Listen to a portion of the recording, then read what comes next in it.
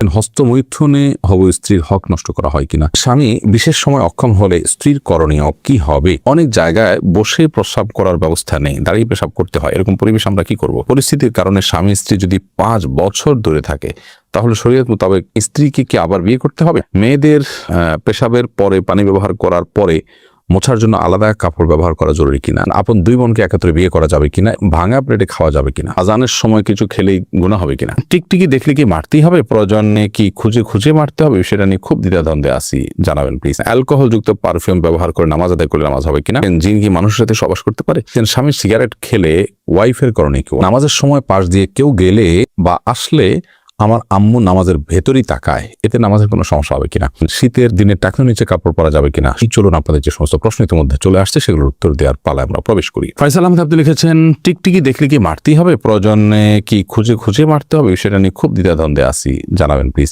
না, খুঁজে খুঁজেই আপনাকে মারতে হবে এমন কিছু কোনো বাধ্যবাধকতা নেই, বরং আপনার চোখে পড়েছে উপদ্রব করে আপনি মারবেন, কিন্তু এটার জন্য আপনি খুঁজে খুঁজে বেড়াবেন, এটার পিছিয়ে পিছিয়ে ঘুরে বেড়াবেন, আপনার অনুসন্ধান করে বেড়াবেন, এই কথা হাদিসে বলা হয়নি। জুলেখা খাতুন আপনি লিখেছেন, নতুন কোনো কাপড় পরে না ধুয়ে নামাজ পড়ে নামাজের কোনো ক্ষতি হবে কিনা। নতুন কোনো কাপড় পরলে সেটা ধুয়েই পড়তে হবে এমন কোনো বাধ্যবাধকতা নেই, কারণ নতুন কাপড় মানেই যে সেটা নাপাক, সেটাতে অপবিত্রতা আছে এমনটি নিশ্চিত নন আপনি, তাহলে এটি ধোয়াটা বাধ্যতামূলক কেন হতে যাবে। তবে হ্যাঁ, আপনারা যদি নতুন কাপড় কেনার পর দেখলেন যে সেখানে কোনো নাপাক আছে, তাহলে ওই জায়গায় সেই নাপাকটা ধোয়াটাই হলো আবশ্যক। অতএব শরীর দৃষ্টিকোণ থেকে নতুন কাপড় ধুয়ে পড়তে হবে এমন কোনো বাধ্যবাধকতা নেই। নূর কদর এআইডি থেকে লিখেছেন, স্বামী সিগারেট খেলে ওয়াইফের করণীয় কি, ওয়াইফ তাকে বুঝাবেন, যথাসম্ভব নিজে না পারলে অন্য কাউকে দিয়ে বুঝাবেন, আল্লাহর কাছে দোয়া করবেন, তারপর তিনি যদি ফিরে না আসেন একান্ত তার গুনাহ হবে, ওয়াইফ অন্তত দায়মুক্ত হলেন। শারমিন আক্তার মিলি লিখেছেন, পরিস্থিতির কারণে স্বামী স্ত্রী যদি 5 বছর দূরে থাকে তাহলে শরীয়ত মোতাবেক স্বামী স্ত্রীকে কি আবার বিয়ে করতে হবে। না, 5 বছর কেন, 10 বছরও যদি কোনো কারণে দূরে থাকে, তাদের মধ্যে বিচ্ছেদ বা তালাক না হয়, তাহলে তারা পুনরায় বিয়ে করতে হবে না, তাদের সম্পর্ক টিকে থাকবে তালাক না হওয়া পর্যন্ত। রাইসানি আপনি লিখেছেন, আজানের সময় কিছু খেলে গুনাহ হবে কিনা। আজানের সময় কোনো কিছু খেলে কোনো গুনাহ হবে না। আমরা অনেকে মনে করি আজানের সময় কিছু খাওয়া পান করা যাবে না, এটা করা যাবে না, ওটা করা যাবে না। আপনি যে কোনো কাজ করতে পারেন, টয়লেটে থাকলে আপনি টয়লেটে কাজও সারতে পারেন। তবে আপনি যখন টয়লেটে নাই, পবিত্র জায়গায় আছেন বা স্বাভাবিক অবস্থা আছেন, তখন আপনি আজান শুনলে আজানের জবাব দেওয়ার চেষ্টা করবেন, এটা হলো মূল কথা। খেতে গেলে খাওয়ার ফাঁকে ফাঁকে আপনি আজানের দেওয়ার চেষ্টা করবেন, কিন্তু আজান হলে কিছু খেতে পারবেন না এমন কোনো কথা নেই। এখানে বিষয় হলো জবাব দেওয়ার চেষ্টা করবেন যদি আপনি পবিত্র জায়গায় থাকেন। প্রজাপতি নীর এআইডি থেকে আপনি লিখেছেন, ভাঙা প্লেটে খাওয়া যাবে কিনা। ভাঙা প্লেটে খাওয়া যাবে, কোনো অসুবিধা নেই। ভাঙা আয়নায় মাথা চেহারা দেখা যাবে, সেটাতে কোনো অসুবিধা নেই। আমরা অনেকে মনে করি ভাঙা প্লেটে খাওয়া যাবে না, ভাঙা আয়নায় চেহারা দেখা যাবে না, এটা নিছকই আমাদের সামাজিক কুসংস্কার।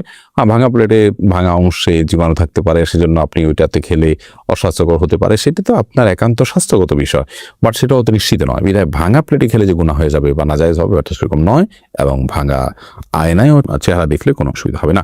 আরিফ রহমান আপনি লিখেছেন, আপন 2 বোনকে একত্রে বিয়ে করা যাবে কিনা, এই বিষয়ে ইসলামিক বিধান কি সম্পূর্ণ হারাম। আপন 2 বোনকে একসাথে বিয়ে করা যাবে না, এমনকি পৃথক করে বিয়ে করা যাবে না। এক বোন স্ত্রী থাকার সময় অন্য বোনকে বিয়ে করা যাবে না, অর্থাৎ এট এ টাইম 2 জন বোন কারোর স্ত্রী হতে পারেন না, এটি হারাম। শুধু এটি নয়, এমন 2 জন নারীকে একসাথে স্ত্রী হিসেবে রাখা যাবে না যেই 2 জন নারীর একজন পুরুষ হলে আরেকজনের সাথে তাদের নিজেদের বিয়ে জায়েজ হতো না, এরকম সম্পর্কের 2 জন নারীকে একসাথে স্ত্রী হিসেবে রাখা জায়েজ নয়।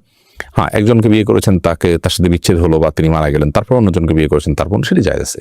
বিলকিস বেগম আপনি লিখেছেন, মেয়েদের পেশাবের পরে পানি ব্যবহার করার পরে মোছার জন্য আলাদা কাপড় ব্যবহার করা জরুরি কিনা। না, আলাদা কাপড় ব্যবহার করা জরুরি না। পানি ব্যবহার করার পরে যদি নাপাক দূর হয়ে গেছে মনে হয়, তাহলে সেটি যথেষ্ট, আলাদা করে কাপড় ব্যবহার করার প্রয়োজন নেই। আশফাকুর রহমান আপনি লিখেছেন, স্মৃতিশক্তি কিভাবে বাড়ানো যায়, আমার তেমন কিছুই মনে থাকে না, একদিকে পড়ি অন্যদিকে ভুলে যাই।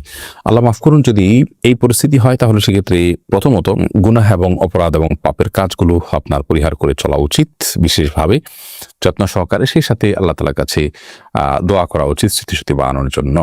শেখ রোকনুজ্জামান লিখেছেন, অনেক জায়গায় বসে প্রস্রাব করার ব্যবস্থা নেই, দাঁড়িয়ে পেশাব করতে হয়, এরকম পরিবেশ আমরা কি করব।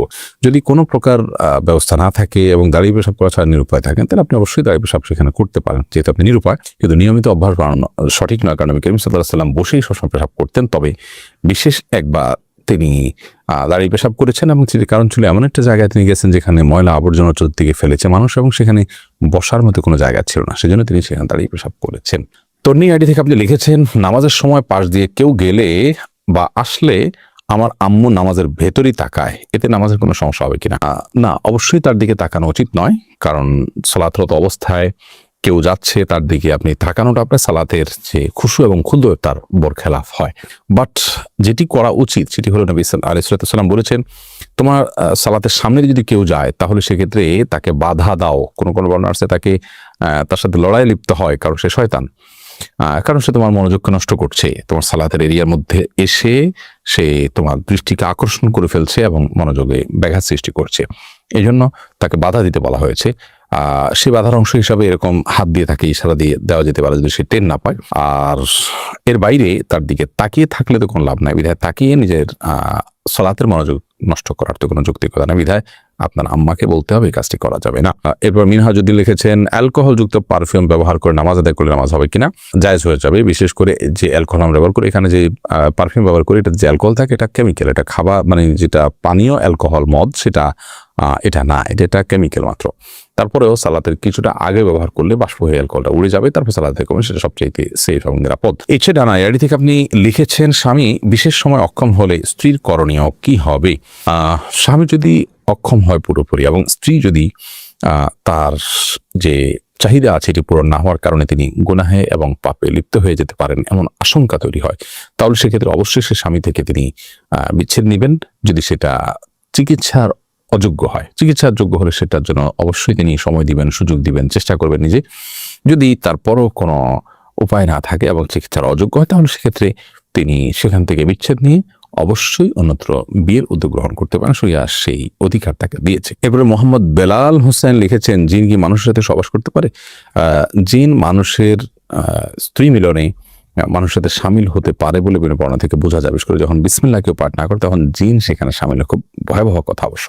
তো এই জন্য মুসলমান সব ক্ষেত্রে, শুধু এটি নয়, আপনার খাওয়া দাওয়াতে জিন সামিল হতে পারে, ঘুমের সময়, বাসা প্রবেশের সময় তার সাথে প্রবেশ করতে পারে।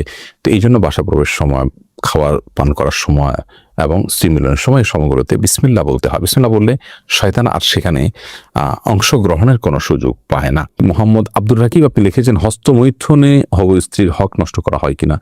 এটি আপনার স্বাস্থ্য নষ্ট হয়, আপনি নিজের হক নিজে নষ্ট করছেন, নিজের আমল নষ্ট করছেন এবং এর মাধ্যমে যদি আপনার যৌন শক্তি কমে যায় সেক্ষেত্রে আপনি স্ত্রীর হক নষ্ট করছেন। অবশ্যই সেজন্য এটি নাজায়েজ এবং গুনাহের কথা, হারাম।